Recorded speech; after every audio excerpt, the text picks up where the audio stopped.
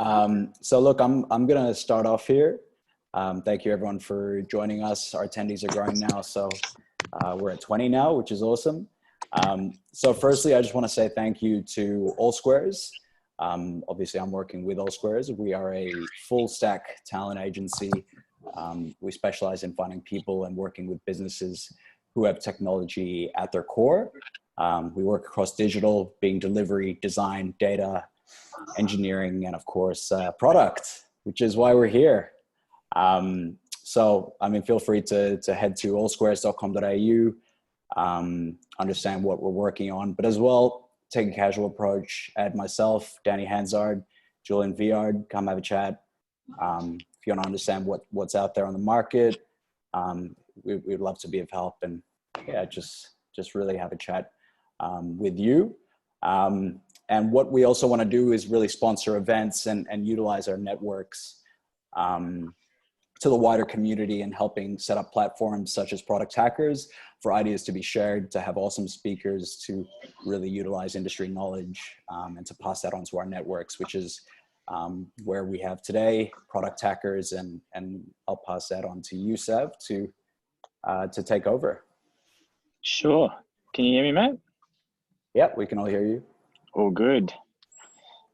So thanks everyone for joining us today for the first, hopefully, of many Product Hackers. Hopefully we're going to set this up at a same time every couple of weeks on a Friday, to give you the chance to step back on a Friday, do some learning. I think one of the things that's really important to me, and probably the reason we started Product School 18 months ago, was because I really believe that you can learn through doing, and you can learn through books, but the best way of learning is actually through sharing experiences. And we wanted to do that, and that's why we started the Product School meetup, which has grown significantly. And we shared a lot of different stories from people with different perspectives. And just because we're in this current situation where we're all physically distanced, it doesn't really mean that we need to stop learning. And actually, in some senses, we got access to more people from a variety of different walks of life. And I think it's really important that we continue to share our experiences and grow together. I think they have a term for this, actually. They sort of call it like learning 1.0, learning 2.0, learning 3.0. And learning 1.0 is like, the teacher basically says, you go and learn this. And learning 2.0 is there's some dialogue that you can ask some questions, but the teacher is still the expert and is telling you the answers. And then we live in this massively complex world at the moment. So sort of learning 3.0 is actually, there's many different ways to solve a problem, and we all come from different perspectives. And actually, this is what we're trying to create through this experience. So we're really lucky today to have three awesome speakers join us, and they're going to touch on a subject which is really interesting. One is around scale-ups, and I think we often hear that word. You hear the word, I don't know if you guys have read the book called Scaling by Reid Hoffman, but there are various definitions. I think the definition of a scale-up is an organization that has found product market fit and has been growing at 20% or greater year on year for 3 years. For me, that's sort of like one. For me, I often feel, and my background is like, I've worked in startups and then in larger organizations, larger organizations. And from a product perspective, what it feels like to me is like, something that I can do at a startup for $10,000. I know that if I'm at a good scale up, maybe it'll cost me $100,000. Maybe if I'm in something super inefficient, it might cost me $1 million. So from a product perspective, that's what it feels like to me. And there's people with some really unbelievable skills, and your skills need to change, your processes need to change when you are in these scale ups. And so we've got some great speakers today to tell us about this. And so the three speakers, so we've got Julian, who is currently the CTO at, I'm going to get this name wrong, but I think it's Equium. And okay, good, thumbs up, that's good. So I was looking at your LinkedIn, he's got an amazing background, taking companies from smaller to listed. And also, he's going to talk to us about something that I'm really interested in, which is principles of engineering at scale-ups. Following on from that, we're going to have Thomas, who's got a super new, exciting role at ABS CBN, but prior to that, he was at iFlix, and I remember last year having a beer with him and discussing it, and it's a fascinating story, taking a user base from, you know, the single-digit millions to the double-digit millions across Asia Pacific, which introduces even more complexity as well. So super interesting story there. And last but definitely not least, we've got Teresa, who really started off, I think, as a business analyst, and now is, you know, a product lead at Medibank. Has got an amazing story where she's worked across health, she's worked across financial services, she's got a lot of different perspectives, and I'm really looking forward to it. Actually, my career paths are not dissimilar in a lot of ways, so I'm really looking forward to hearing from her. So logistically, we're going to have 3 lightning talks. You can type in your questions at any time, and we will get to see those questions. Not everyone else will see those questions. At the end of the 3 talks, I'll start asking some questions, but if you want to verbally ask a question, you can raise your virtual hand and we will unmute you. Sammy is kindly producing this, so pressure's on him to press all the right buttons. And yeah, I think that is about it. We're going to try, if technology allows us, to do a couple of cool polls as well. So while the guys are talking, I'm going to try and do a couple of relevant polls and post them as well. But if the technology doesn't allow us, we may not get to that. That being said, I'll hand over now to Julian. We'll get started with Julian. Seb, the term, my role is the DJ. I'm the video DJ. That's what I'm calling myself. Oh, okay, cool. Okay. I'm gonna shut everyone's videos off, including myself, except for Sav and Jules. And Jules, if you want to share your screen, feel free to. But yeah, just give me one. Yeah. I have a few slides I'll zip through. Lightning talk under 10 minutes, yeah? That's it. Go for it, man. It's going to be tough. There'll be no fluff. All right. I'll bring up, I've got a small amount of artwork. I'll bring it up. We'll talk to it. All right. I've got Zoom in my way. Let me try that. How's that working, DJ? Yeah, it's working. Yeah. Sweet.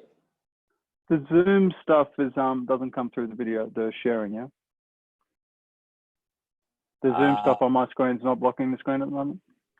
No. That's all good. It's coming through. Good stuff. Yeah. All right.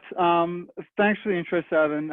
I think you've given me a good segue. And the sort of, as I was thinking about how to write up, and I was thinking about this a little bit, sort of capturing some of my loose and a little bit crazy thoughts. Summing it up is growing up isn't easy. I think it's kind of a good segue from where you left it. I think the way I was thinking about it, I'm going to go forward. There we go. I think the early stage of a startup often feels like a party. And when you and it feels very, very comfortable, and you don't know what you don't know, and you're doing experiments, and there's nothing really to prove.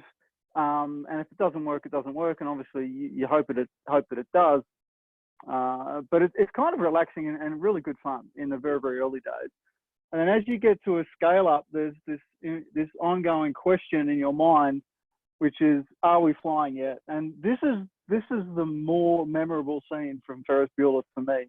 And it ends in tragedy. And everyone thinks of a really, really happy comedy, but I see Ferris Bueller as a tragedy because this car doesn't end well. And you don't want your company to be in that situation, right? So you want to have the fun, you want to get to growth, you want to get to scale, but you don't want to have to look back and it all comes crashing down. So what just happened? So when I think about growing companies, and if you're trying to distill it down, it's very much a balancing act.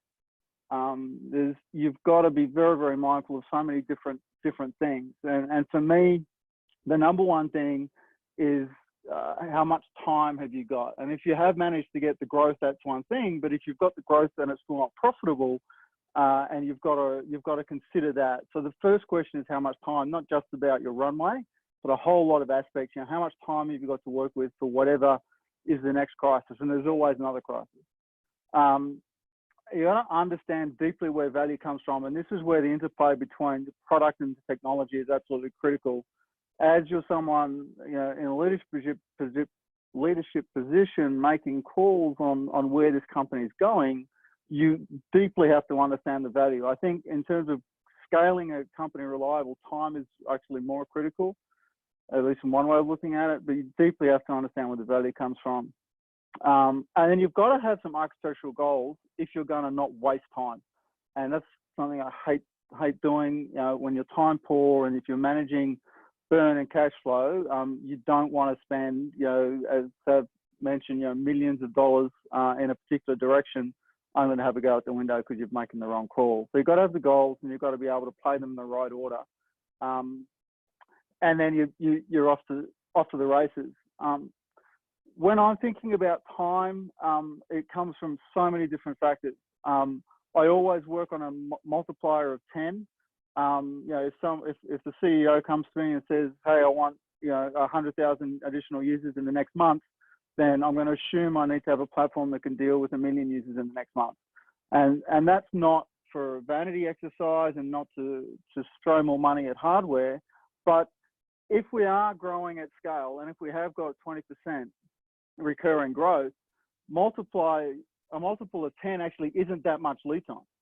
All right. So if you're getting a 1/5 growth every month or every year, whatever that growth factor is, 10 times is not that much. And so it's not a vanity exercise.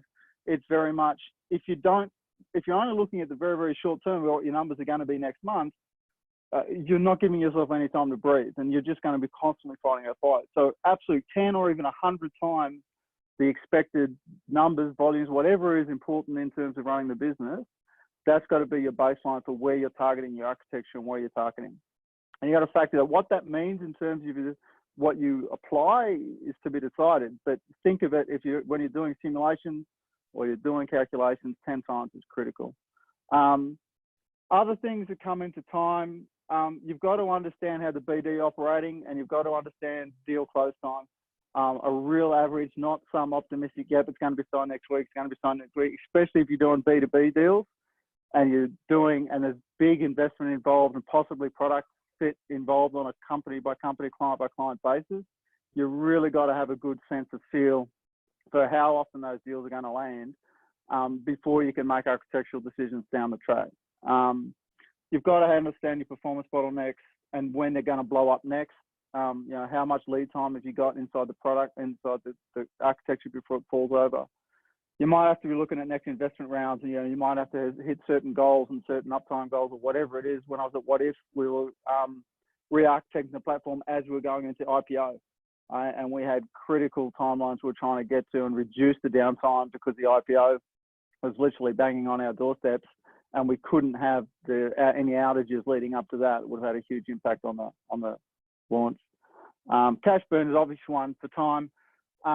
And operational choke points is critical as well.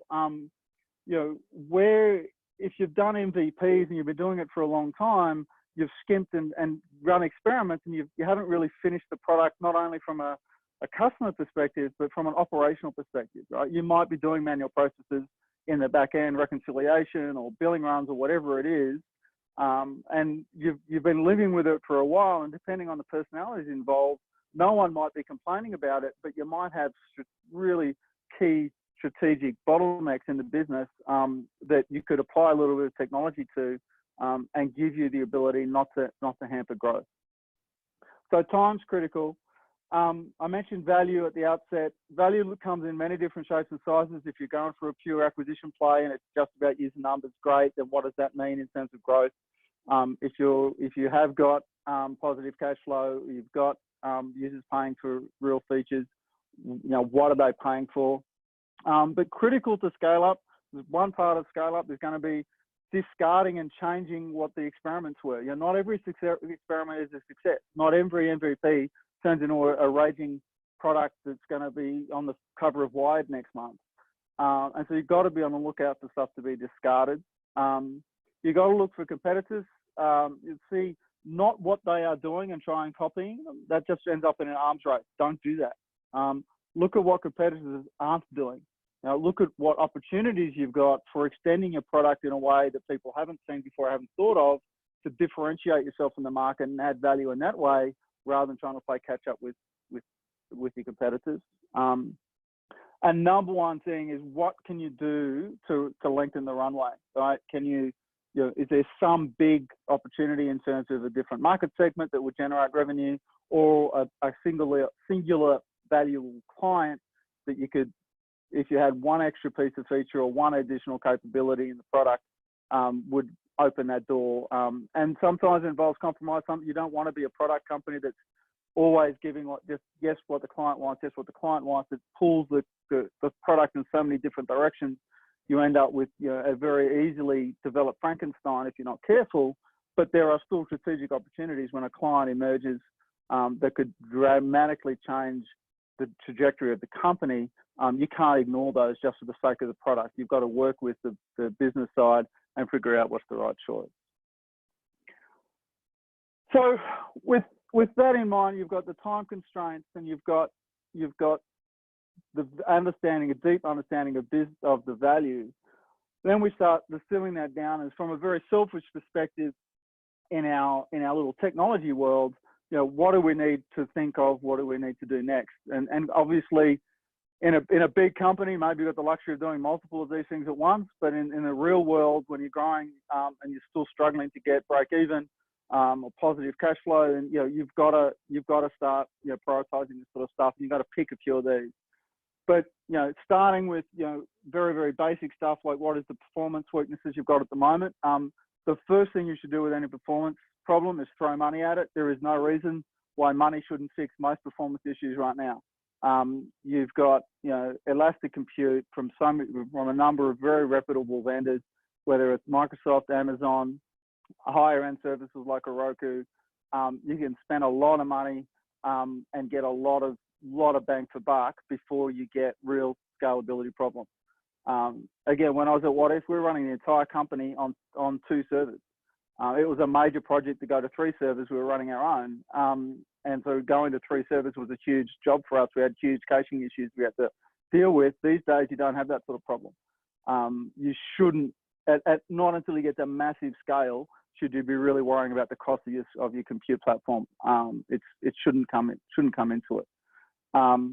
You do need to understand where any crashes and errors and any bugs are. Not because you should be fighting bugs. You should have continuous testing and integrations and automated deployments that should cover the basic stuff and the hygiene factors. What I'm talking about is when there are just those unexpected things slipping into production and you can't seem to get your handle on it. You're running so fast, maybe 2-3 years ago, building out something a little bit complex. Maybe it's a monolith code base that's just got so much piled into it now. Some of the interplays are a little bit subtle. You don't see them until they get live in production. Even if you can't fully understand and solve for those complexities, maybe those complexities are inherent in the solution you're trying to provide, then you can still deal with it. If that becomes your bottleneck to growth, all right, then you need to take that out from where it is so you can surgically enhance it. And so that's where you do start to look at things like microservices, not for the sake of it again, but because by putting something that's complex into a single code base, a separate code base, you're isolating the complexity of that particular problem. You're isolating the bugs into that problem, and you can either start with just a carve out from the code, or you can start with a rebuild and put an API around it and go from there. But that's definitely one. Don't go microservices for nuts. But in terms of being able to scale independent pieces, and in terms of isolating complexity, it's a huge lever to pull. Likewise with caching. You know, caching isn't always the silver bullet. You can't always just fix something by putting a cache and a cache and a cache on front of it. But sometimes if you look at the content flow, sometimes you've got data that's write once and read, you know, 1 million times, right? And that doesn't need to be in an operational platform where you're doing truckloads of joins and all sorts of other stuff. Again, using what if as an example, you know, we had 4 JSPs, 4 pages out of the entire platform that took 94% of the page hits. Right? And one of the first big architectural changes we made from a monolithic code base was to just split out those 4 pages into their own services so that they could be standalone and scaled independently from all the rest of the admin screens and the curation and stuff. And so it's not just about looking at the data, but actually looking at the way content is flowing through your solution, where you can say, right, you know, the read characteristics of this are different to the write characteristics over here. This is where we cut the line, and then we can, you know, scale things differently. And I've got a transaction problem over here, and I've got a throughput problem over here. And now you don't have one thing that's got multiple problems. And so, you know, that's how you start drawing your boundaries through your product base in order to get a scalable platform that allows you to stay ahead of the business, not be a barrier to growth. I come back to the ops point again. You really want, as you're doing the product and roadmap strategy for technology, you really want to understand where in the business are they struggling to do their day-to-day jobs, right? Not just from a technology perspective, but from a whole lens perspective across the whole company. And it is the product, it's the technology function of the organization. If you're at all part of that as part of the product, and you probably should be, then, you know, how are you helping scale the whole business by solving some of those operational needs, by deploying some of your engineering effort, deploying some of your technical nous to solve some of the sort of problems. And sometimes you'd be amazed at what a small amount of effort in the right place, it's like a fulcrum and a lever, can radically lift the scalability of the company. Even if it's not sexy, the clients mightn't see it, users mightn't touch it, but you're possibly just giving yourself an extra 6 months runway in the business. And the final point I'll say before I wrap up is recruiting is everyone talks about recruiting when you're talking about growth and how hard it is to get talent, and obviously it is. And the way I've successfully dealt with that and is to find where is the pain point in your team and in your organization, well, particularly in your team. You get selfish here when you're recruiting. You're recruiting for you and your team to make sure that if they're struggling in a particular area, right, and then you have a frank conversation as a team, don't tell me how you're going to do better next week. Let's agree on what we need to plug the gap that we've got. There's only so many hours that we can do in the day. And if we need someone else with an additional skill set, let's get that in and plug that gap so we've got some more capacity. And whether it's, you know, project management, whether it's you know, UI design, whether it's DevOps, or just, you know, another 5 developers to feed up the huge number of requests that are coming in. Just have an open conversation about it, but don't recruit to some magical org chart that you think is going to solve the problem, because generally next time you recruit someone, they're going to have a few different skills over here, and it's the jigsaw comes together of your team. It comes together person by person, and trying to start with some perfect jigsaw where everyone's going to fit into it too early ends up you spend a lot of time going, oh, is this the perfect fit? But well, you get the next person in that's going to solve the problem, maximize their potential in the team, and then, you know, find out what's next.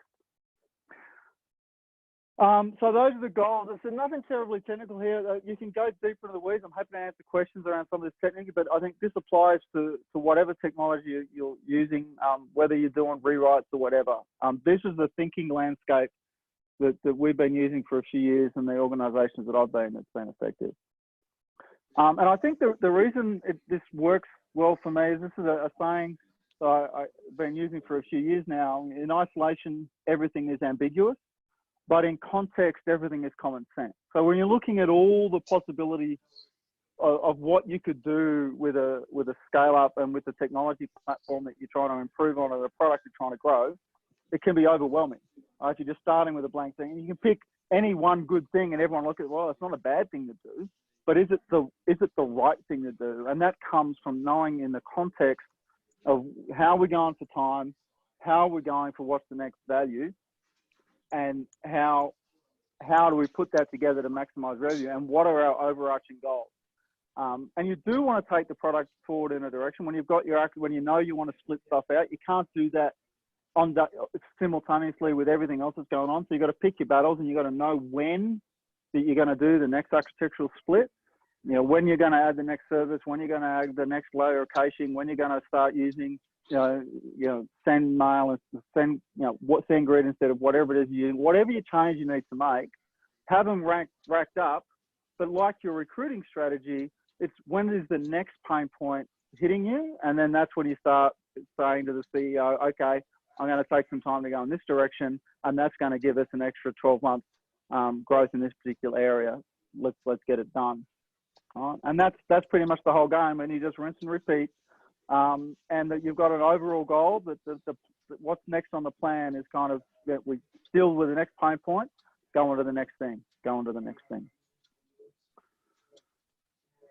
That's it. That's awesome.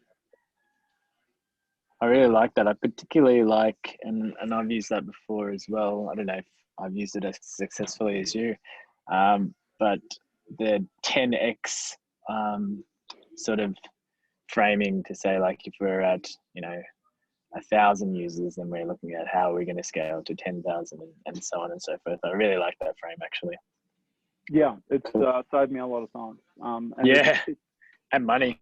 And it sounds like a huge number. So why are you inflating it so high? It's just, if you've got any recurring growth, 10 times is just not that much.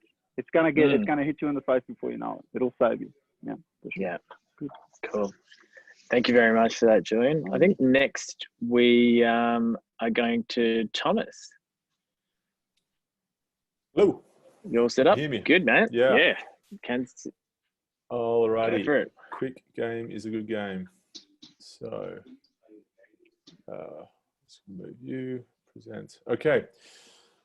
Hello, 10 minutes on the clock.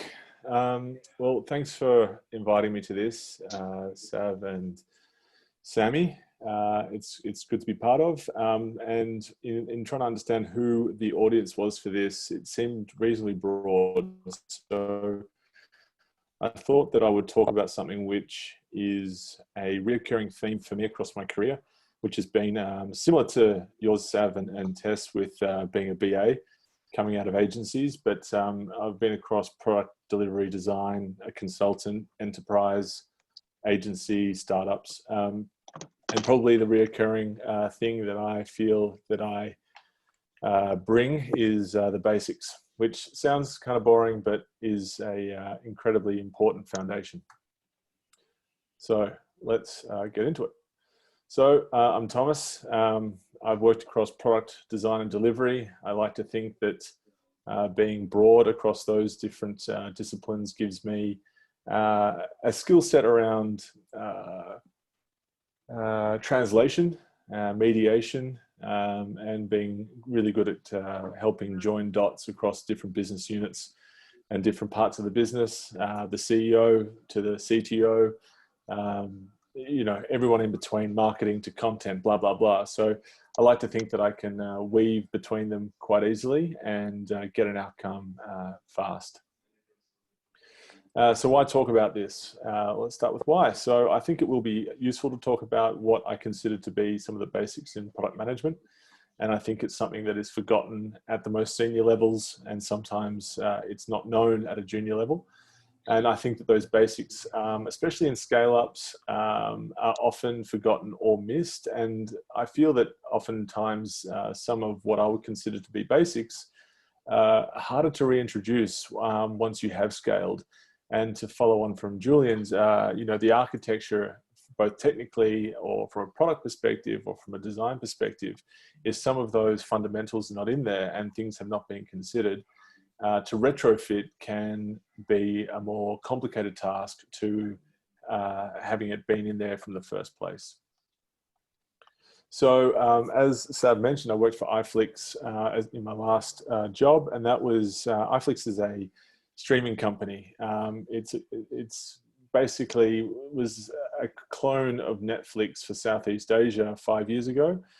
And when I joined, there was a realization that it had to be something different and it had to establish its unique value. And I sort of championed that product as their global head of product for about 2 years. So I'll just give a brief overview of what I consider to be the cool stuff, the not so cool stuff, and how that underscores the basics being missing and needing to be implemented. A quote from an old basketballer pulled from Google at the last minute, but I thought this was a good quote, and that is, champions are brilliant at the basics. And I think this ties into a bit of discipline, and getting the fundamentals right will serve you in so well in life, broadly speaking. You know, training, exercising, learning a language. It's always good to get back to those fundamentals to allow higher ordered, better, more sophisticated things to come on top. So with iFlix, the cool stuff was when I joined, there was around about 5 million monthly active users. And monthly active users is a metric which is sometimes used to gauge either growth or user base. And it's how many times does your total user base come within a monthly period once. It was across 7 platforms. That's iOS, Android, Android TV, web, smart TV, set-top boxes. They were operating in 34 countries, and they had 5 different operation centers for engineering, content, and product design, that sort of thing. And also the job description sounded great. So that's what I sort of started with. And that gives an idea of how we were located. So across sort of 2.5 time zones, which made it a little bit difficult with communication and presented some other challenges from a technical perspective, especially with China. But that was up the top left. We're in Prague. Down the bottom, we're in Cape Town. We're in Beijing, Malaysia, in Kuala Lumpur, and then in Melbourne.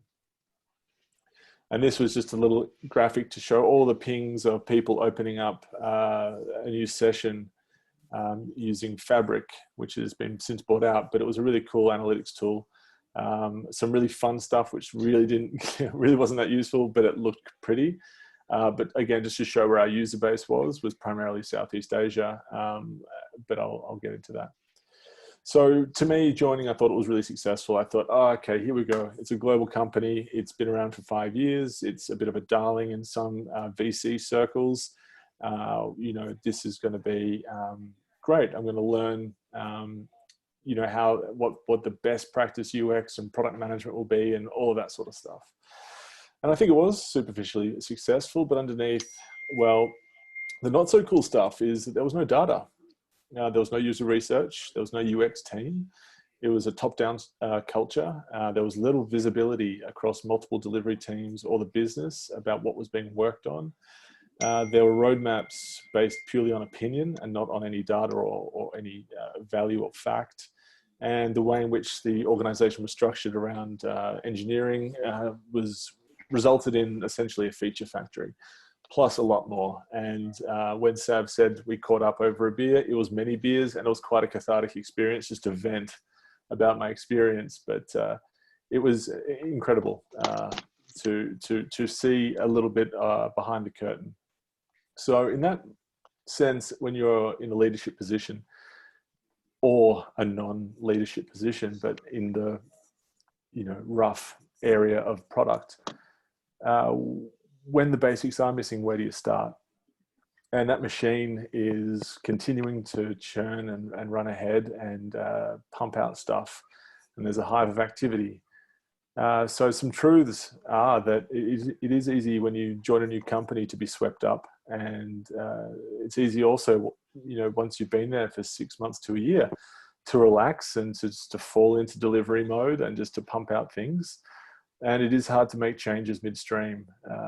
And there's some observations both for myself and also for people I've worked with over the years that I think are truths that you sort of need to be vigilant against and to fight against in your career. So I just kind of boiled it down into what I would be saying to ask yourself continually, especially when you start. But what are the users saying about the product or service that you're in to work with or to help or to take to the next level? That's a really important question. Also, what do the stakeholders want and what informs their demand or request? And I'll get into these in more detail. How is the product performing? What's the landscape that it's operating in? All the different platforms, all the different touch points, what's happening? Also, what sort of level of debt is there? And debt, I like to think across technical, data, and experience. I kind of break them out into three, just based on my own experience. I think there is experiential debt, just the same as there is technical debt. And then once you understand all of that, what is your plan? And then how do you communicate it? So with what a user is saying, it is seeking out what information you have on users, what is available, what tools are used, how frequently it is gathered, and then how it's used. Is it used to inform decisions? And if it's not missing, that is a red flag and something that you should champion. When it comes to stakeholders and what they want, just a bit of a barometer, but if you're just being told what to do, if you're being given a list of things, build it, inquire why, what's informing this decision, how did you arrive at these as the next most valuable thing? And that'll also give you a bit of an idea of the sort of culture that the company is. And are they just chasing the next most shiny thing? That was certainly the case at iFlix when I started. We needed to turn that ship around away from just chasing shiny features towards actual value. How's the product performing? I had no visibility at iFlix. It took me about 3 weeks to get insights, and that came in the form of the spreadsheet. So we need to uplift the data democratization and the allowance of self-service to encourage curiosity. And if you can't see that, then how can you possibly know what to do with your product or how to champion the next most valuable thing and lead the team? And if you don't have it, then you need to demand it. Also, what level of debt is there? I think of debt as it always needs to be paid. And I like to think that good product managers should always pay their debts and work alongside tech and not have a bit of a competitive, just push for user value and just to push for user value and not understand that fixing technical debt can result in maybe a non-visible but enormous value. So in iFlix, we had a playback experience that was incredibly subpar, and taking sometimes between 15 to 20 seconds for the median time to playback for users in the Philippines. And that's just completely unacceptable. But that's all technical debt that we needed to fix, but the net result was more engagement, higher retained users. And then what is my plan and how should I communicate it? All I'll say is just don't overthink it. Don't worry about jazzy, fancy tooling. Just keep it really simple, but just to articulate the why, articulate what is the sequence or the ordering and the sequence, and just to think about it from a perspective of who's my audience and how do I best and simply communicate this. But believe in it, because you'll communicate it that much better. And all these things I needed to change at iFlix, and it wasn't just me. Obviously, I had a team of people to support me. But we took iFlix away from being very top-down and very opinion-based to being a data-driven company that was synthesizing billions of events a week across qualitative and quantitative, that had fixed its technical debt, which allowed it to move into a freemium model with an ad-supported tier, which would then begin to generate roughly 85,000 US a day. taking us on a path towards some level of profitability. This is a long story, and I could spend hours talking about it. But we also grew at the same time from 5 million to 20 million monthly active users. And that was a really big boost. And again, underscores what Julian was talking about. How do you plan when you're scaling? It's difficult, but we were taking the approach to plan for the worst, and the worst meant a lot of people coming in all at once and maintaining that resilience from an architecture perspective. Thanks. And you can find me at home or at the park. Thanks, mate. No worries. Was that 5 million to 20 million? Yeah. Cool. And that is an amazing story, actually. Well, that Really was, amazing. just to quickly touch on that, that was also through better understanding what the value of the service was. And because it was originally started as just a clone of a Western product, we needed to look a bit inwardly and look to our users and say, well, what are they watching? What do they like? What is the cultural indicators tell us? And it was the need for hyper local content. For those who grew up in Australia in the 90s, it's the water rats, it's the home and away, it's the those kind of shows that maybe we don't like as much, or maybe you do, but it was local actors, local producers, local directors. That was a massive boost for us. Hey, what was the most popular city or country that you had the most users in? I remember you telling me, but yeah, it was Indonesia was the biggest. Yeah, that's and right. Yeah. Indonesia, from a demographic perspective, is a giant that's slowly kind of awakening with a absolute massive group of under 30s coming through, and they're more educated, more tech savvy, and they've got a thirst for entertainment and digital products and services. So it was really more serving the infrastructure needs. How can we activate that distributed audience who were all looking for entertainment? And that was a very interesting technical challenge. And then also within Indonesia, finding and locking up the different content studios to generate and produce content for iFlix under the iFlix Originals banner. Yeah, right. Crazy. Cool. Thanks very much for that. It was Pleasure. Very interesting. Next, we've got Teresa. Hey guys. There you are. We can hear you. Go ahead. Cool. All right, I'll share my screen. Cool. Awesome. I'll be quick as well. And I think Jules and Thomas have already touched on some really key things I want to talk about today as well. Hey everyone, I'm Teresa. So I just wanted to talk about kind of my journey from being a BA to Scrum Master and then get into product management. And kind of the journey there, some of the key learnings I've gone along the way, and painting a little bit of picture of reality in product if you don't know much about it. So my journey started as a business analyst, just working around the big banks, aviation, in mortgage broking, and then in health as well. And so my journey was working in a Scrum team in Squad. And then later I became a Scrum Master, BA. As some of you guys know, these two roles quite, anyone can kind of help out the Scrum Masters and run the Scrum sometimes. Where I became product wasn't actually through corporate, my role in the Squad. It was actually a friend of mine was like, hey, I've got this startup idea. Do you want to join me? So I was like, yeah, sure. He taught me, you can own the product. You take it to market with me, execute it. So I learned a lot of product management through with him. And, we spent really late hours in the night working full time and then working after hours from 6 to like 3 a.m. in the morning, just take it to market, working with the offshore team, building the product as well. And he's like, here's $10 and get me, 1,000, 2,000 customers. I was like, what? That's ridiculous. Like, what? That's ridiculous. He's like, here's some articles, go read on this growth hacking. So those of you who don't know growth hacking, go Google it after this.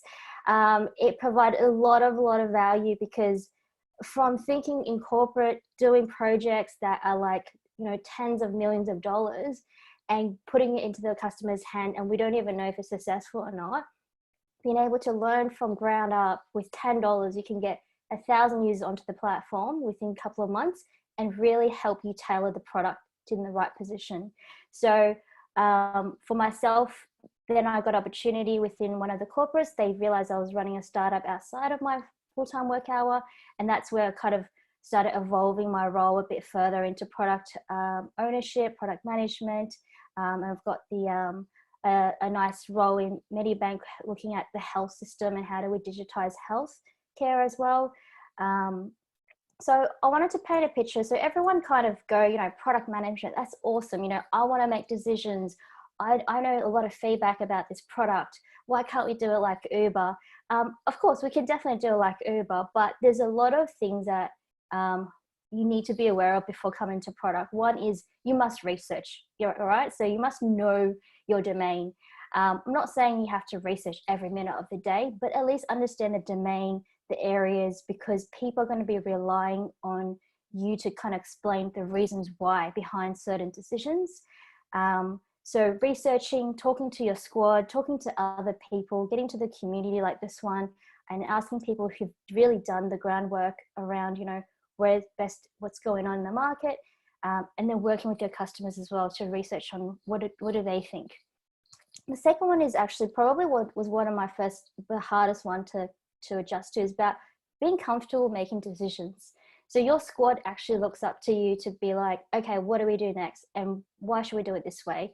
You really need to be okay to make decisions and not feel like you're making the wrong decision, but make some decision with some grounding reasoning as well.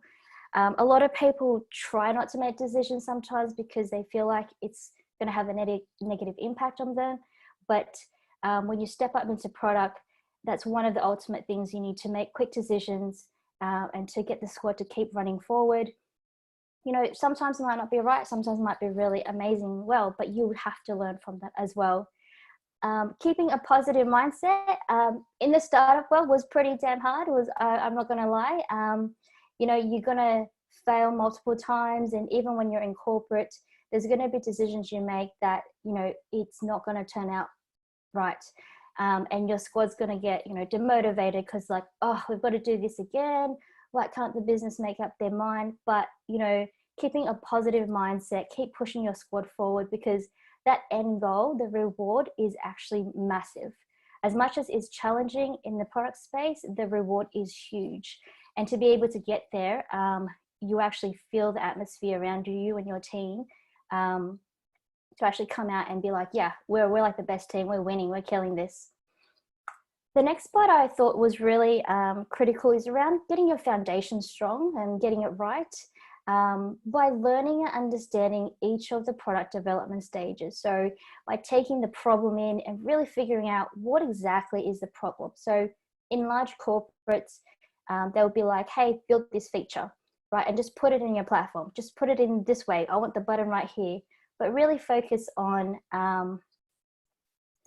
oops, I just had a poll come through. Just really focus on how, what is actually the problem? So like Thomas said, from a top-down approach, it's quite opinionated. There's no kind of solid statistic or research being done.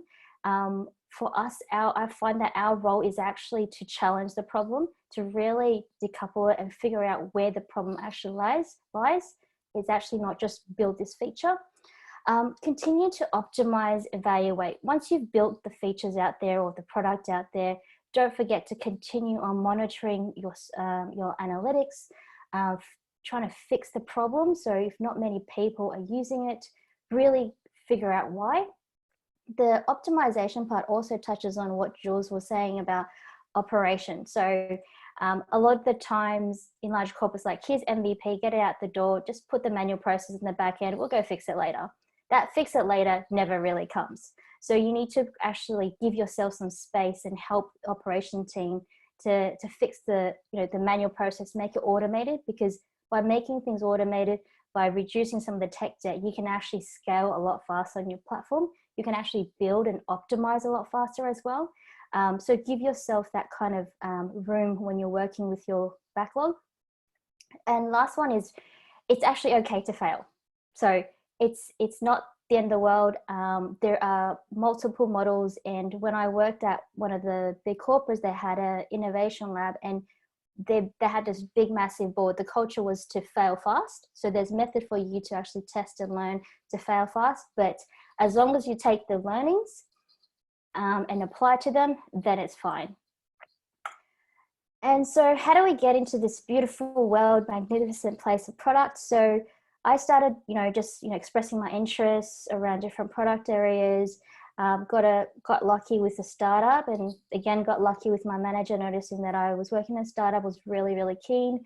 I asked them, why did you give me the product role? I had no corporate background. They said, well, you look like you were bloody hungry, so let's give it a shot. So I was quite lucky to have that kind of that chance. But express your opinion. If you're working with product owners or product managers, express your interest, and I think they'll be happy to kind of show you the path of product management, because it's actually quite exciting to have someone to say, hey, I really want to get into your space, because sometimes it can be quite lonely, because you do feel like you're the lonely soul trying to pave that direction and try to work through and help your team through that. There are a lot of entry roles out there as well. So if you're a BA, the BA is, I call my BA, you're my pseudo PO. If I'm not around, you make the calls, how we think, how we make decisions. So these BA PO roles are really, really quite kind of very similar. It's a great, it's almost a very good transition path. There are producer roles out there, junior roles that can look after and understand kind of the platform, enhancing, optimizing. So that's a really good entry point as well. And also I find that a lot of product or designers, they have also this really good thinking around how the product structure could work with their UX background and their customer experience background. So if you're a designer out there, most definitely that's almost a similar path as well. But don't forget the community. So a community like this, join as much as you like and learn from a lot of people. I've actually gone through a few courses as well, just to get myself kind of get the learning. So I haven't done the General Assembly, but I believe they've got I think it was a 10-week long product introduction course, which is quite, the syllabus is actually quite good. I've done the Scrum Alliance one, which is really, really good. If you work in a team of Scrum or Agile, it's a really nice, easy transition path to get into the product space or to understand with this course. Lots of LinkedIn learnings. So there's some free courses online as well if you want to have a go. But yeah, that's it from me. Awesome. Thank you very much for that. Hey, I know we've only got very little time. I think we had, I'm not sure, Sammy, if we've had any questions, but if we haven't, I've got one for all of you, really, Teresa, Jules, and Thomas. I think, for a scale up, it's quite important. I think you've all talked about tech debt. Can you guys tell us some secrets on how to get tech debt prioritized and take people on the journey? Because often, like, you find that a company has grown and grown and grown because they're focusing on customer acquisition or activation and just at any cost. And then we get to a point where, like, there's so much tech debt that to change something, it just takes so long, and then you fall into other problems.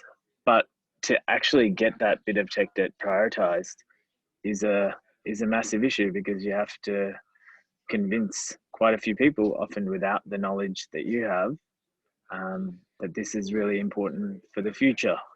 Can you guys give us any secrets on that? Certainly telling the story. From my perspective, at least, it was a particularly hard sell because I had very enthusiastic CEO and board who were looking at the big players in China who have incredibly intricate and sophisticated platforms that have 500 million plus monthly active users. They have tiering, gamification, social networks, and they were just pointing at that and saying, that's what we need. So to fend off the shiny stuff in favor of ultimately the boring stuff, which is technical debt is a hard sell, but you need to explain it in the context. To one of Julian's points, you need to explain how we got into this situation, what it means for users, and the path forward, and to also be showing that each element of that technical debt being fixed will result in some tangible improvement, be it operationally from an expense perspective, or a reduction in, an increase in throughput, or an improvement in some of your key business metrics. You need to appreciate that they're not being malicious by just wanting something else other than the tech debt. They just don't have that context, and they don't have that appreciation. And so definitely to start on that journey to explain it, but come armed with data, come armed with standards, come armed with the right information to tell that story. I think I would add, Thomas, I think you need to be patient and you need to be honest. I think I had where I am at the moment at Equium, I inherited a platform, and so I was getting mixed signals. I was saying, your CEO was saying it's great, it's not a problem with Drupal, we're up to go. And I don't have religion on code, on languages anymore, or platforms anymore. So fine, we're in Drupal, fine, whatever.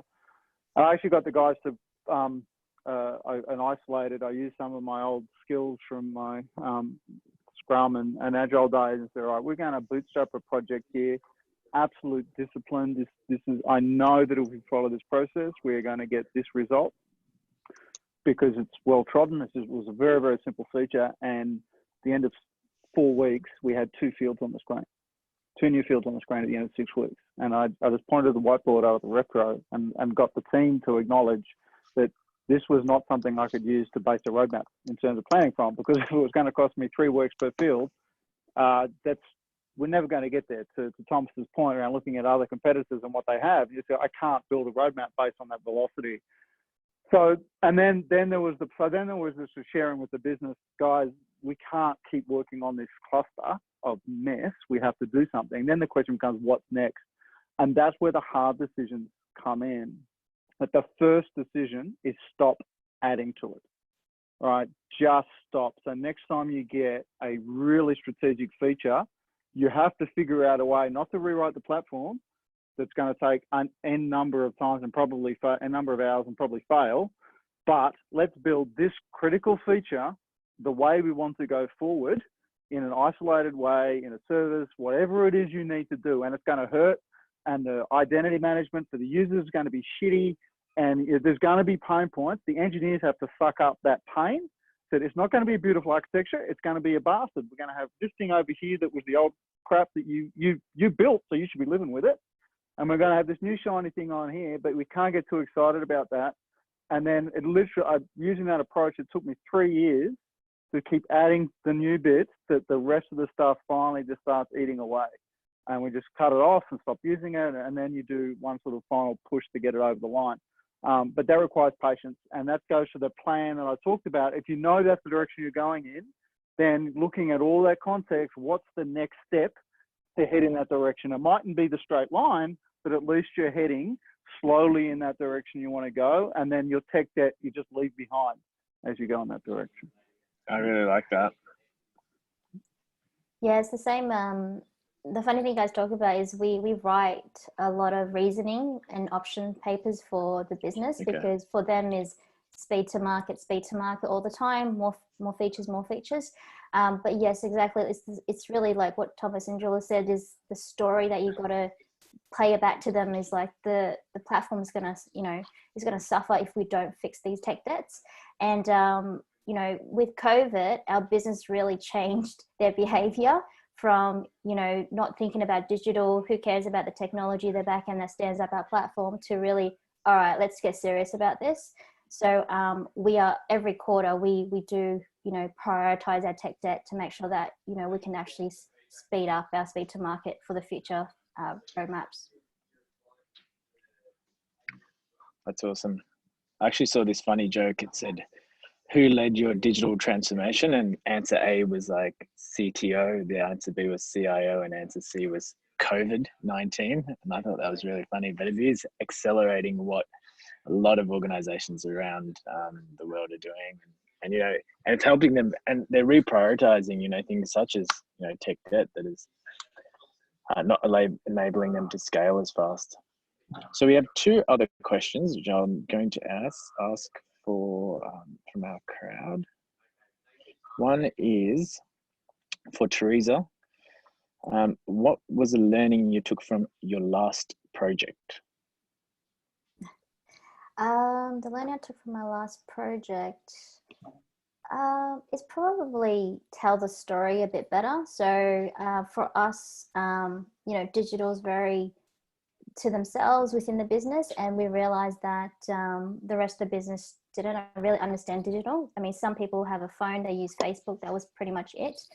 So being able to articulate and translate into more of a business revenue format for the leadership team is really, really important, because that's where you're going to get your buy-in, that's where you're going to get all your revenue, or not your revenue, your investment, but also painting that picture of early investment with a high, you know, amount of money into the technology. In future, we can actually scale a lot faster and go to market quicker. Cool. And second question was around the best tip to move away from a feature factory to an outcome focus. I'll start that one only because I'm in that right now, and that is to ask to see the evidence of the current way working. So if you're put the burden of evidence on them to say, all right, well, you know, the way we're behaving, the way we're producing software, value, whatever, you know, how are we measuring this? How do we know that we're moving in the right direction? How do we know that this is helping take us to the business goals? As opposed to the argument that this is how we've done it, or we've always done it this way, and so why should we change? Definitely trying to start by shedding light on the lack of insight that drives feature factories often, that it will typically not be driven by data or insights or anything to do with the user or customers, is the starting point, I think, to help them understand that that's not product development. Yeah. I would also add, you can, if you've got so many features being thrown at you, and I have lived that, and it's no fun. With if you can't always win the battle to stop the work being done, and because you can't make other people in the business do their jobs, unfortunately, much as I would love to. So sometimes if you're not getting that research, if you're not getting the stuff pulled through for the decision making, you can at least control what you can control, right? So if you're on the delivery side, you can control the feature development, great. But somewhere else in the organization, you've got to be able to track the metrics, right? And to Tom's point, you walk into a place with no metrics, that has to be fixed. That's almost a given. I should have added that somewhere. Yeah. Right. If you aren't measuring this stuff, you go home. And I think this is, and I have done this to some success, not always, it depends on the personalities, but if you've got the feature factory coming in, you let some go through to the keeper. So, all right, you can have this. What is your definition of success? How are we going to measure that? And how long is it going to take? Is it going to take you 3 weeks, 3 months, 18 months? All right, what is going to be the success criteria? And then it's not pretty, but you just hold it over them. You say, guys, I've given you 3. And we're 0 for 3 at the moment in terms of your feature request. So we're going to look elsewhere for great ideas on what we're going to build next, because we need to not waste time. Those things haven't generated any value. That by your own success criteria, we're going to look elsewhere. So you've had your chance. We're going to use a different process, or go to a different person to get the next feature request. It's not pretty, but it can get the job done. Yeah, same to Jules's point. So we used to be more of an order taker in that department. So features coming thrown at us, and they had no understanding of our platform, how everything mirrors together for a customer journey perspective. So what we're doing is changing the way we work, and we actually embed ourselves with the business at a very, very early stage, looking at what are our quarterly objectives and metrics, and how we're going to deliver these metrics through different channels, whether it's frontline retail, and digital is one of them as well. So from being an order taker to actually the one that creates the menu is where we're kind of positioning the way we're working in our organization.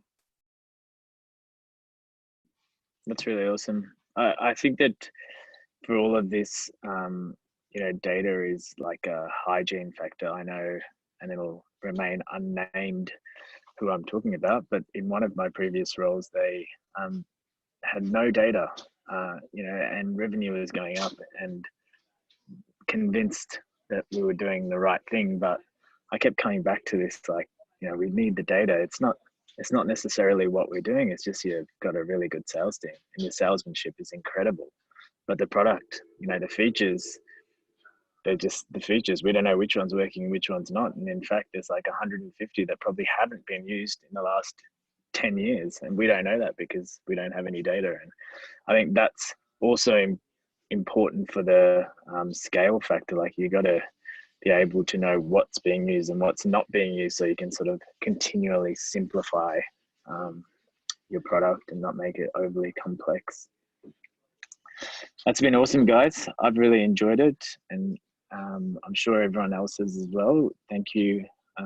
Thank you very much for spending Friday afternoon with us. Hopefully you can enjoy a beer or wine or a water, whatever your preference is. And hopefully in 2 weeks' time, we'll have another one, and you guys can tell your friends to join. If you've got any feedback, please feel free to message me or Sammy. We're always happy to take any feedback on and continue to improve. We might try and send out a survey as well. This is our first go, so a couple of technical issues on my side. I'm working from my laptop. I'm working from my mobile because nothing worked on my laptop, but hopefully everyone else had a smoother experience. Thanks very much, and we'll see you in a couple of weeks. Thanks, Sammy, as well, and thanks to all the speakers. Thanks, Great. everyone. Thanks, everyone. Thank you. Thanks, Thank you, guys. Thanks. Awesome. Have a lovely weekend. Bye bye. See ya. You too. Bye. Bye.